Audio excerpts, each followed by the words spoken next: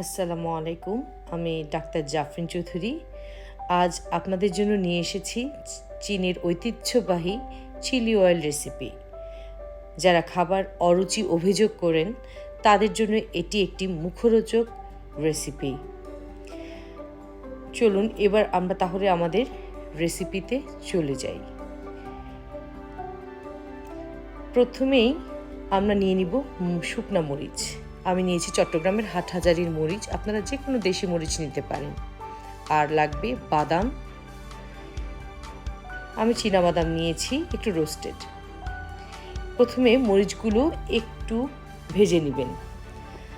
আমার বাদামগুলো যেহেতু ভাজা ছিল তাই আমি আর ভাজিনি। এবার এভাবে টুকরো টুকরো করে আমরা চিলি ফ্লেক্স তৈরি করব। হয়ে গেল আমাদের চিলি ফ্লেক্স। এবার একটি পাত্রে তেল নিব। আমি নিয়েছি রাইস ব্র্যান অয়েল, আপনারা যে কোনো তেল নিতে পারেন। তাতে রসুন বাটা আমি এবার দিয়ে দিচ্ছি। অনুপাতটি হচ্ছে যদি 2 কাপ তেল নেন তাহলে 1 কাপ রসুন বাটা এবং 1 কাপ চিলি ফ্লেক্স আমার লাগবে। রসুনটা যখন তেল ছেড়ে দিবে, একটু ভাজা ভাজা হবে, তখন আমি এর মধ্যে লবণ এবং বাদাম দিয়ে দিব।